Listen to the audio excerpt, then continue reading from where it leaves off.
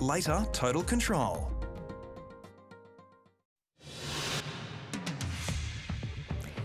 Tonight, a quarantine bungle. New South Wales Police let 2 international travellers fly to Melbourne without the mandatory hotel stay.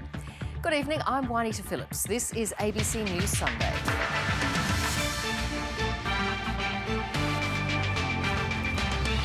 The plan to boost the state's underperforming schools. A blaze of light over the outback, an asteroid space capsule completes its 5 billion kilometre mission. And celebrating in style, the class of 2020 have some fun after a very strange 12 months.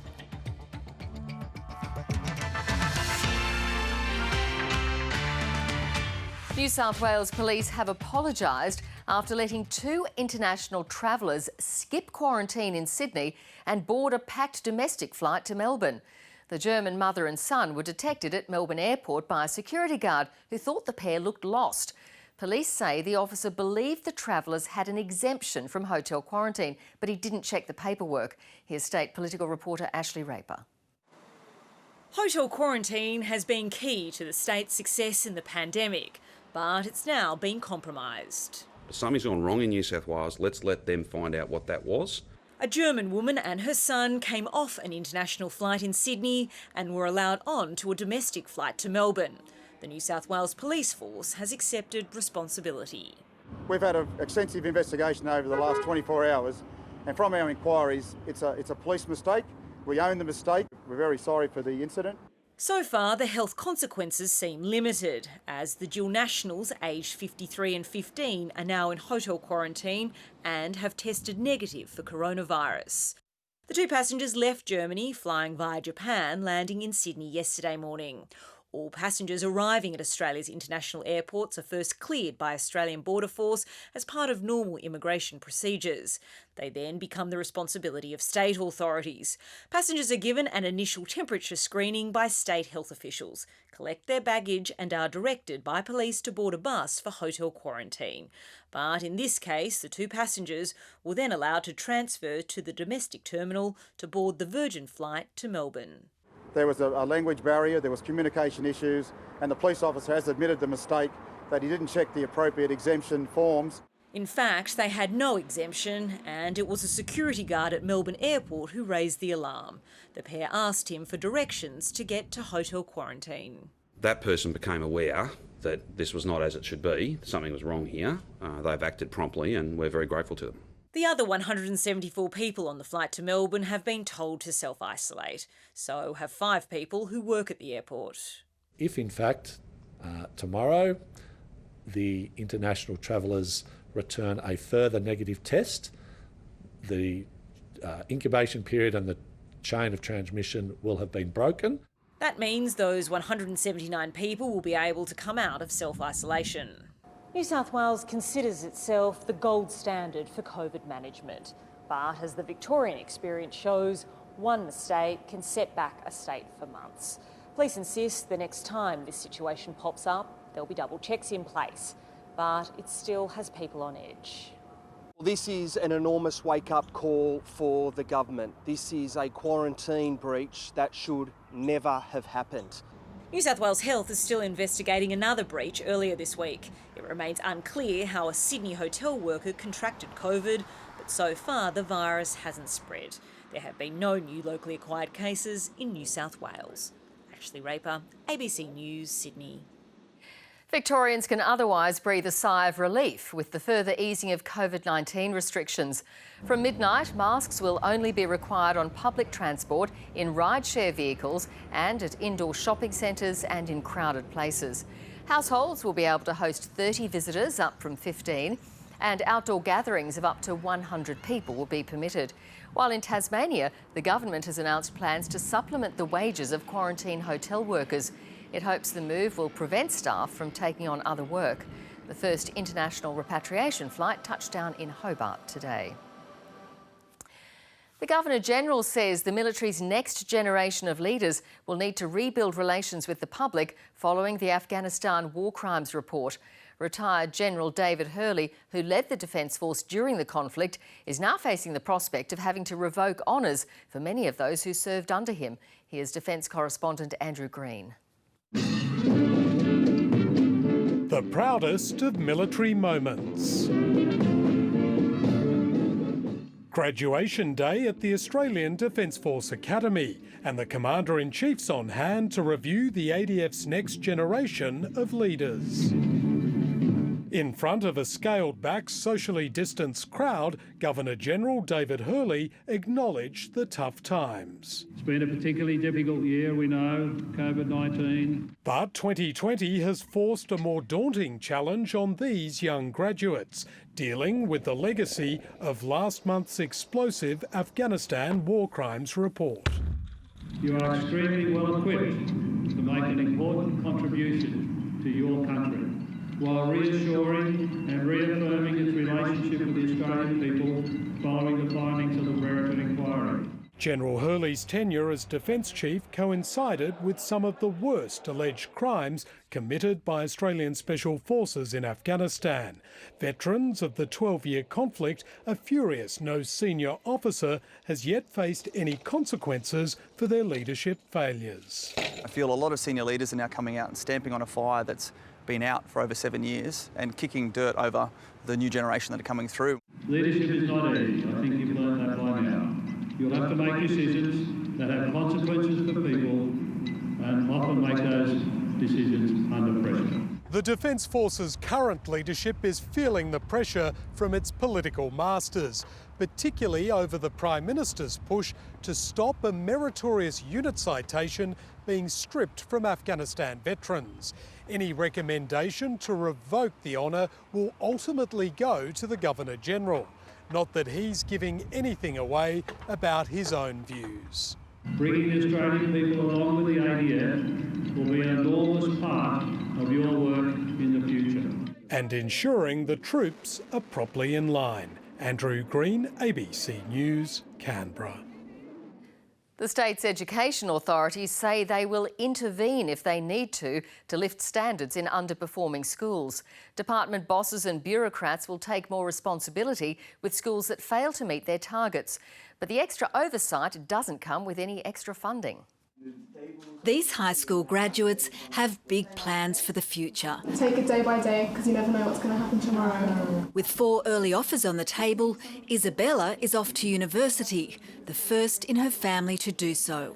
They're beyond ecstatic. They're so proud and happy, so I'm glad I can do that for them. My main goal is to become an actor. I've been doing theatre for the past 2 years. I did drama at school. Not bad, given he arrived from Iraq with little English just 3 years ago. It's these triumphs at Fairvale High, in one of the state's poorest areas, that education bosses want repeated system-wide. In a major shift, the Education Department will intervene in schools that fail to meet performance targets in key areas such as HSC and NAPLAN results. This is about making sure that we've got those levers to bring in extra support from the department where it's identified, setting really clear targets to our school communities for the first time across a range of metrics. It gives us data to evaluate school performance. It gives us the opportunity to put the right support into schools so that they can see a lift. It also means dumping the local schools' local decisions policy, which left it to principals to decide how funds were spent. The government says the new policy framework is not designed to punish struggling schools, but is aimed at lifting results across the board. Those schools in difficulty won't receive more funds, but will be advised on how to better spend the funds they get to meet the new standards. Every school can improve. There's room for improvement in all of us, but that needs to be backed up by the support and resources. If this brings the focus back to looking at the department and not just how they monitor the work of principals, but how they support the work of principals and schools in delivering quality education to students, then that would be a good thing. The new regime also means tracking where students end up once they've left school, so the system can learn from them. Jean Kennedy, ABC News. A fire on Queensland's World Heritage listed Fraser Island is threatening the eastern township of Happy Valley. Residents in the area have been told to leave immediately, but 50 people have stayed behind to help with the fire effort and protect their property. Today has been a difficult day for firefighters across Queensland. The fire is burning 3.5 kilometres from the village and is moving in a southeasterly direction. The eastern front of the fire was upgraded to an emergency warning level this afternoon. As northwesterly winds reached speeds of 35 kilometres an hour, conditions have since eased. Air tankers were used until last light tonight and will resume in the morning. New South Wales is sending an extra tanker to help the firefighting effort. It is tough conditions, it's tough terrain, and it is a fire which is tricky to put out. The blaze was sparked by an illegal campfire 7 weeks ago and has blackened roughly half of Fraser Island. The federal government could soon be embroiled in a fresh fight with China over an infrastructure deal struck between Victoria and Beijing 2 years ago. The Belt and Road Agreement is shaping up to be the next big test in the relationship, with Parliament about to pass new laws giving the Commonwealth the right to veto deals done with foreign powers. Here's political reporter Jane Norman.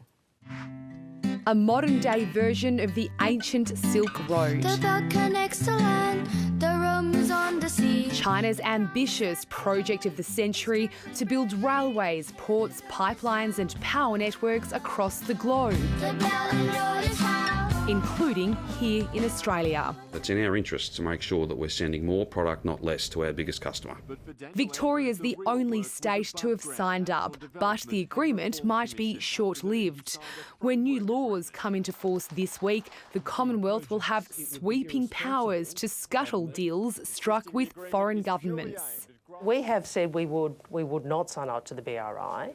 Federally, both major parties are opposed to the Belt and Road Initiative, fearing it's really about the superpowers' push to spread its influence.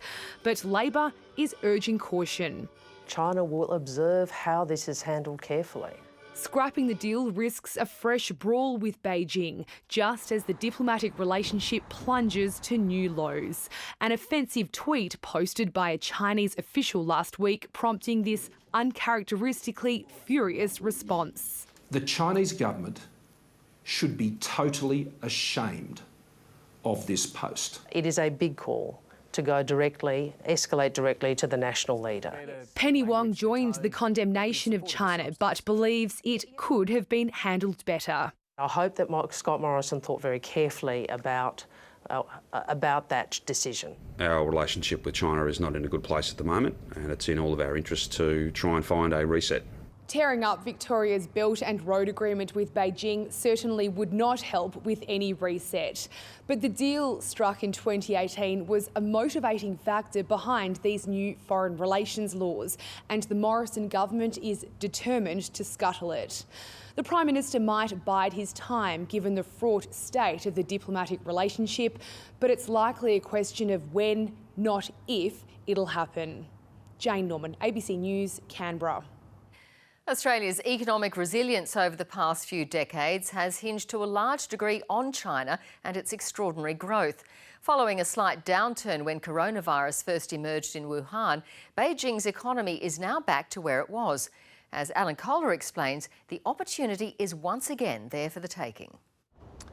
It's now been 12 months since the first coronavirus case was detected in Wuhan, China. And as a horrible year limps to a close, the clear winner of the pandemic is China. China locked down first and hardest. Who can forget the images of apartment building doors being sealed shut? So while Europe and America are grappling with another wave and millions of cases and hundreds of thousands of deaths, China, with the largest population on Earth, barely had a first wave and now has among the least cases. And the result is that China's economy is by far the world's strongest. China's recovery has been the very definition of V-shaped. Likewise, retail sales. And electricity production has just kept powering ahead. Normally, this would be good news for Australia. Our economy is in sync with China's because it's by far our biggest customer for exports, ranging from iron ore and wine to education and tourism. When they win, so do we, or at least that's normally the situation. But at the same time as winning the pandemic economically, China is throwing its weight around and making an example of Australia. As a result, Australia's exporters need to start looking for other markets. And with goods exports, that shouldn't be too hard. Unless Chinese people stop drinking beer and wine, they'll need to buy barley and wine from somewhere. Australia's producers should be able to fill whatever supply gap that creates. The problem could be with services exports, tourism and education. And the hope is that with so few cases here, Australia could be seen as a safe place to study and visit. But vaccines could put paid to that distinction. It's been hailed as a step forward towards really advancing Australia Fair. Last night, a young Wiradjuri woman sang the national anthem in Indigenous Eora language before the Wallabies Argentina test. After a positive response, there are now calls for other sporting codes to do the same. A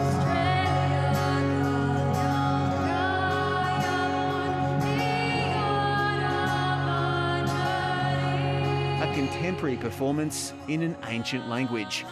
For many watching on, this was a moment to be proud of. As an emotional team united behind a young Aboriginal woman. As soon as I stepped onto the field, I was just overwhelmed with pride and joy. For Wiradjuri teenager and high school student Olivia Fox, it was a moment worth relishing. I didn't realise it would have such a big impact. You know, I woke up this morning with hundreds of comments on videos and it's insane, honestly. It's just so important, I think, for Aboriginal and non-Aboriginal people just to be able to embrace that and hear that sung at such an important sporting event. We were practising it during the week. And our guys it was never a question, we were very proud to have that opportunity to do it, and I think it sounded pretty good too. But in a now deleted post, NRL star Latrell Mitchell suggested singing Advance Australia Fair in language doesn't fix the problems inherent in its lyrics. Everyone has their own opinion on everything. You know, I don't take it to heart. I'm just so proud to be able to sing it.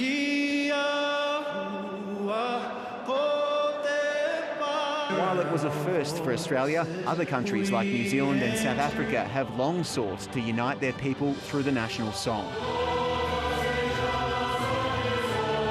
It comes as other Australian sporting codes work out how best to take a stand to recognise First Nations culture. So this is the start of probably a long process. Singing the national anthem in an Aboriginal language is a step in the right direction. It is only the beginning of a process, but you know, this is the first time at an international game that it's been spoken and sung in such a way, and I think that's really important. A new sound for an anthem which could become the benchmark for the nation. Tom Maddox, ABC News. Also tonight, imagine finding out the love of your life was a spy sent to keep an eye on you. I'm Nick Dole in London. That's exactly what happened to dozens of women here in the UK, and now they're demanding answers. Coming up, we'll meet some of the women involved in this extraordinary case and find out how they coped when they discovered their partners weren't who they said they were. Canberra Raiders player Tom Starling is among 4 men charged with assaulting police on the Central Coast. Police will allege that while arresting 1 man at a restaurant, 3 other men, including Starling, became aggressive and assaulted police numerous times in an attempt to intervene. The 4 men have all been granted conditional bail to appear at Gosford Local Court in January. The Raiders have issued a statement saying they are aware of the incident and have informed the NRL Integrity Unit. An NRL spokesman said the governing body is liaising with both the Raiders and New South Wales Police. It took a 24-hour rescue operation to safely retrieve an injured man from a mountain on the Queensland-New South Wales border. The man was hiking with friends on Mount Superbus when he fell 10 metres down a cliff. He sustained back and leg injuries. Crews stayed with the men overnight until a chainsaw could be used to clear trees and winch him safely from the mountain. He was flown by helicopter to hospital for treatment. For only the second time, humanity has successfully gathered rocks from an asteroid in the wilds of space and returned them safely to Earth. The Japanese space capsule made a spectacular re-entry to the atmosphere over the South Australian outback. Scientists are hoping it'll help them learn more about the formation of the solar system. Soaring through the sky at supersonic speeds, the fireball lit up the Australian outback as spectators looked up in awe. I thought it would be like a shooting star, but it was big and it was wonderful, and I'm so pleased we're here this morning. Amazing. Probably won't see it again in our lives.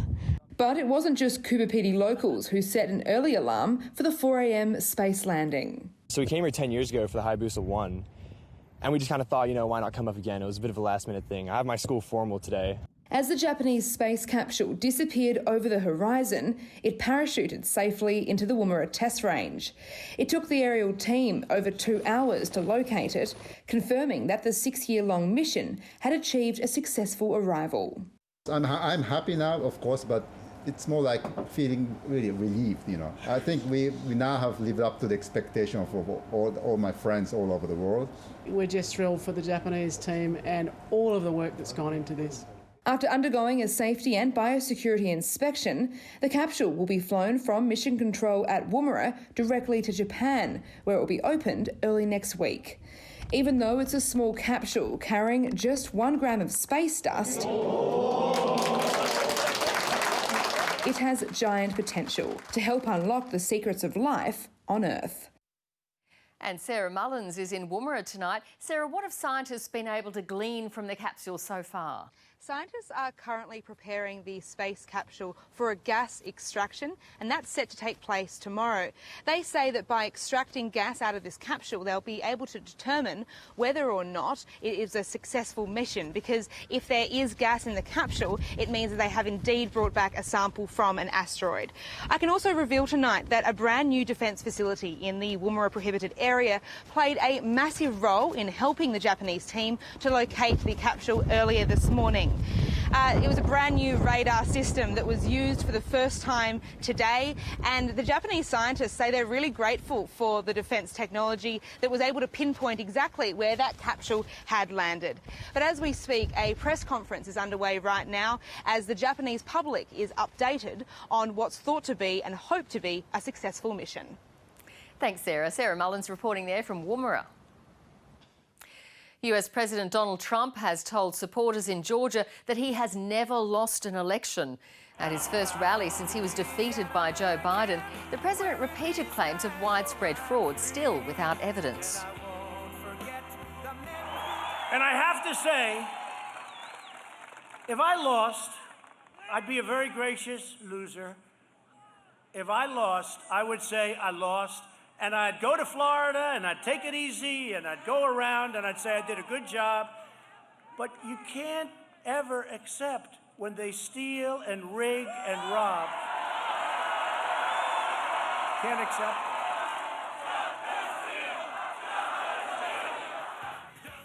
He was campaigning for 2 Republicans in next month's critical Senate runoff election, which will decide which party controls the upper house. Imagine finding out your first love and friend of nearly 20 years was an undercover officer sent to spy on you. That's the reality faced by a Queensland woman. While living in London, she was unwittingly dragged into one of the UK's biggest police scandals. At least 30 women say they were tricked into relationships with police, who were investigating them because they were protesters. Some officers even fathered children with their unsuspecting targets. 5 years after an inquiry was first announced, public hearings are finally underway and the women involved are demanding answers. Nick Dole reports from London.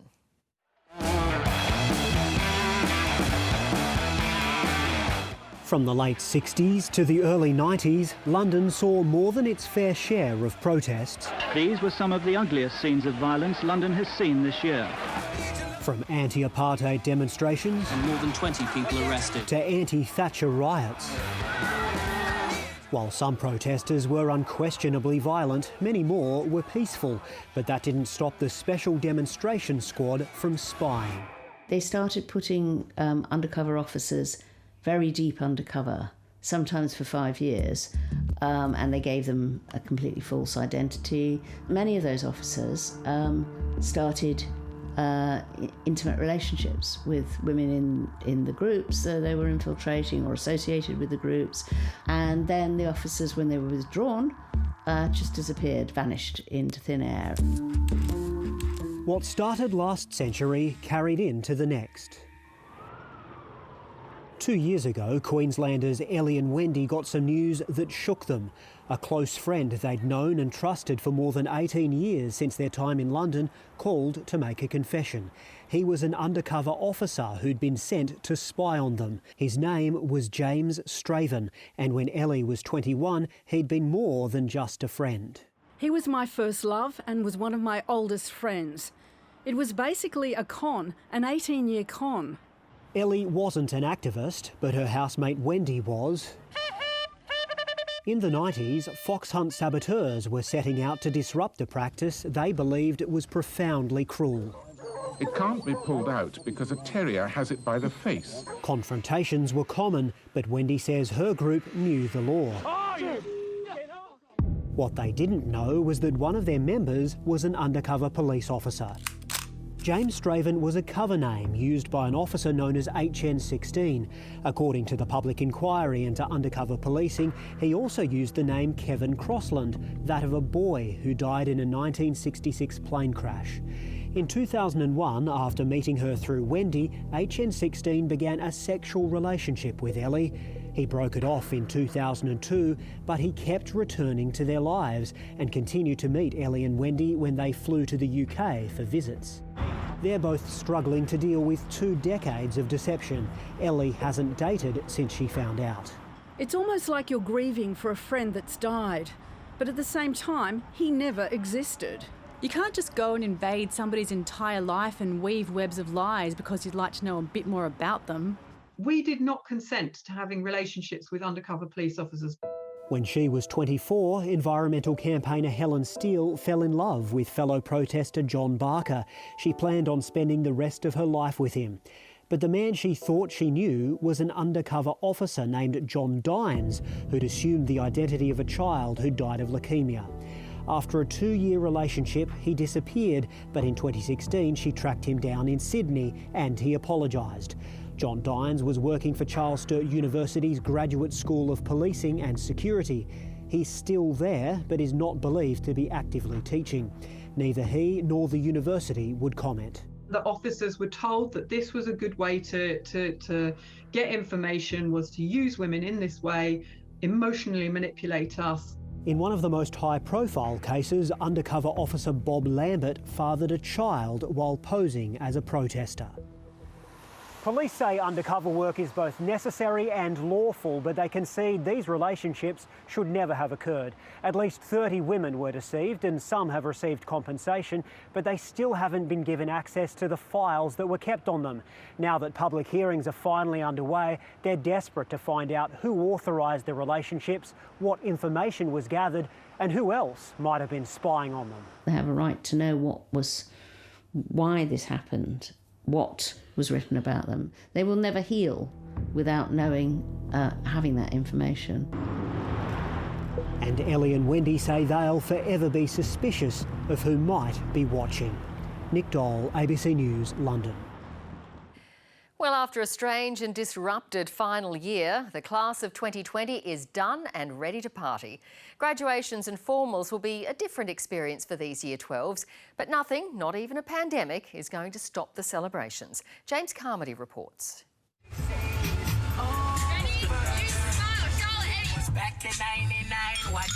After the year that was, the North Lakes High class of 2020 was always going to celebrate in style.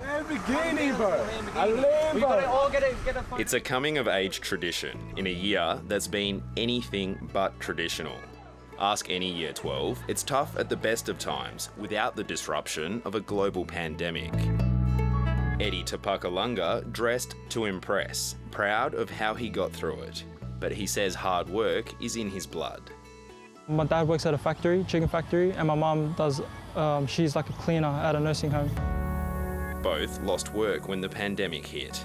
On top of his studies, Eddie took on extra work at a kebab shop to buy his family groceries. The schools were next to be closed, forcing students into months of learning from home. I was kind of sad and angry because I was pretty angry because I don't know what I'm going to do with my HSC and stuff like that. I'm just here to pick up a corsage for Conor Smith. It became clear it was no holiday. When the lockdown started, I'm I get to sleep in, I get to miss out on school. And then about 2 weeks in, I'm I want to go back to school. I really want to go back to school. I meant to get there at 2 For many, online teaching wasn't the same. I was studying for maybe an hour, and then I was online shopping for 3, and then I was studying for 15 minutes, and then I was watching YouTube. And isolation took a toll. It's just a big, sad feeling. I just don't know how to explain it. You feel isolated, you got no one to talk to, you feel very alone. At a certain point of the year, it's just stagnant. Like, we just stayed at home, did nothing. Keyone considered throwing in the towel, but felt he owed it to himself and his family to finish. Yeah, Mum was pretty proud. Like, I did stay till year 12 because I was the only kid in the family that did. 300 kilometres northwest in Golgong, Jack Egan also came close to dropping out. Oh, I'm stoked with myself. If you asked me a couple of years ago, am I going to finish school, I would have said no. I could have guaranteed you that. So today is actually a pretty big day for myself and my friends and that. However you'd like. Doing lockdown on his farm, he struggled without his friends, Abby, Morgan and Imogen Hollow, whom he credits with keeping him on track. The triplets became closer than ever, but worried the rest of their grade had drifted apart. Well, we didn't get to do all those things together, so it was hard to bond with our year group. They hoped graduation might bring the group together, even with a ban on dancing and mingling between tables.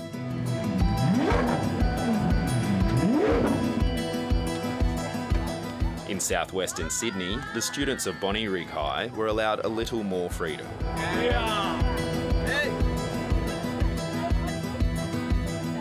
Come on, guys, please, can we please space it out?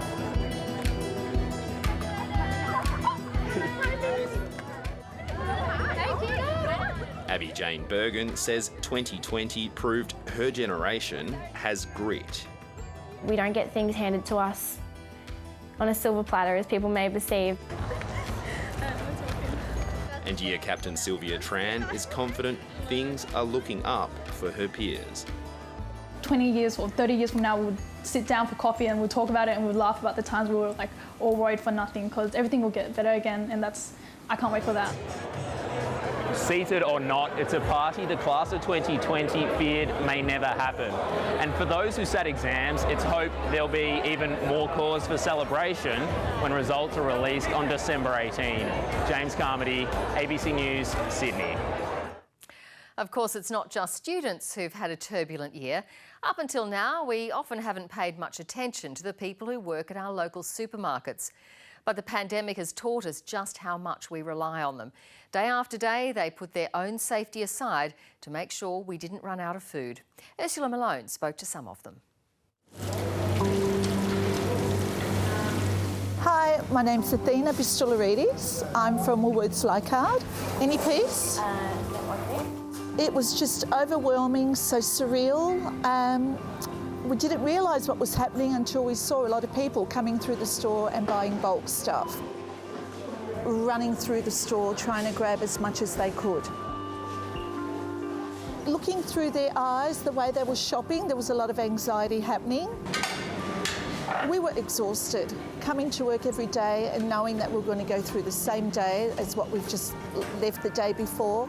How have you been? I've got elderly parents. I wouldn't be able to go and visit them because I didn't want them getting sick. See you later. I can't wait for 2020 to leave. I've had enough, and I'm just looking forward to 2021 and having our life back to normal. Have a great afternoon. See you later. Bye-bye. Hello, Alia. Everything all right? Chicken is okay? My name is Jim, and my family name is Jim Hu, yeah. We have some customer, they can't buy toilet paper, sanitizer. They are very angry, especially for the price. Sanitizer at that time, with $24 we buy, we only sell $25 per bottle. But customers still couldn't stand it. The Prime Minister Scott Morrison on the TV say, I really appreciate thank you for the frontline supermarket staff. They are really heroes. After that, I feel very, very happy. Jacob, can you do all the COVID checks for me? My name's Lisa Edwards. I'm the owner of IGA Oatly. During COVID, it was chaos. Toilet paper, well, people would learn the days that our trucks came. So before we opened the doors, we would have a queue of people out the front. In the end, I thought my elderly customers and my regular customers were missing out. Just wanted to let you know that your toilet paper has arrived. I put a sign on the door that said, if you want toilet paper, you need to put your name on the list. And as toilet paper came in, I would call all of those customers who had their name on a list and say, hey, guess what, your toilet paper's here. And you would have thought it was Christmas. Before COVID, if you said you worked in a supermarket, people would go, oh, okay, you work in a supermarket. You know, it's not a big profession. However, now, I think we're appreciated a lot more. You know, I actually think people have a newfound respect. Hi, my name's Adriana Zabullah. I'm from Wolves, Ashfield, and I'm an online picker. During the pandemic, it was like a very crazy time, you know. I could really feel the tension with the customers. My family was working from home. I was actually the only one going to work during that time. So I had to just make sure I was keeping up with the safety requirements, you know, always washing my hands after my shift. Next waiting. Hi, how are you? I feel so proud that, you know, I was able to be an essential worker for so many people. Like, I helped the community and I put myself forward and I basically made people understand that it's going to be okay.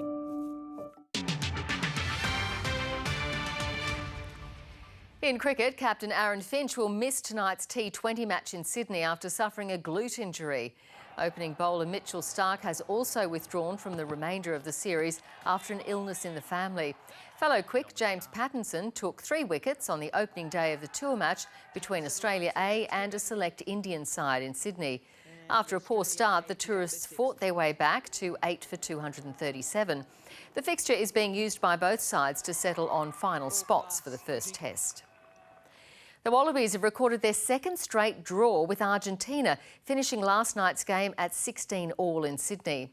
Fullback Reece Hodges' 80th minute attempt from long range came after skipper Michael Hooper closed what had been a 10-point lead to the Pumas late in the first half. Discipline was an issue for both sides, with Pumas lock Marcus Kremer and Hooper both sin-binned before half-time.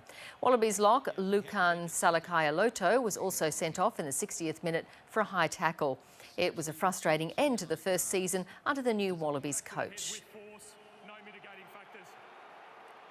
Good men who have worked hard, who've come together well, but I guess, as I've said, we need to see that reflected in performance. And there's no lack of heart and no lack of effort, but we've got to be way more clinical.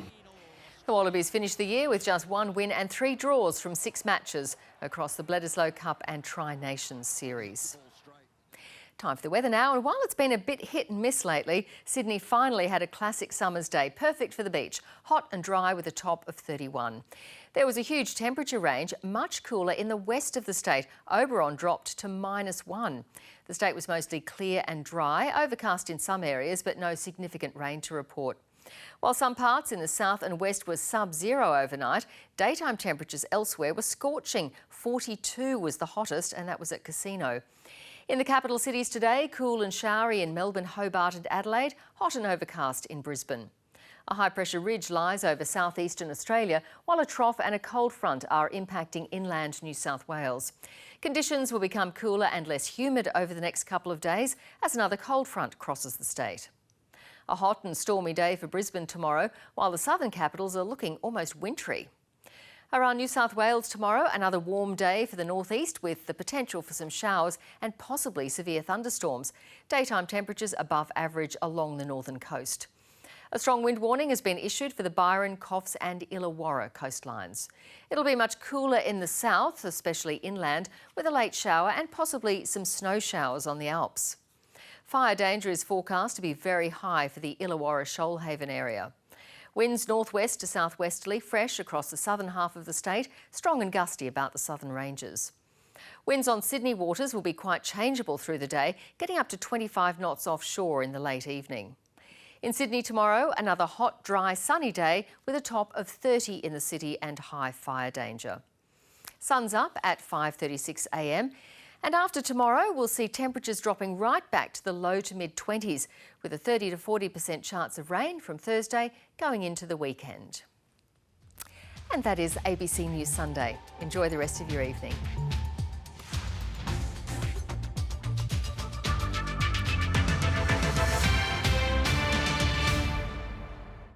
Next on ABC.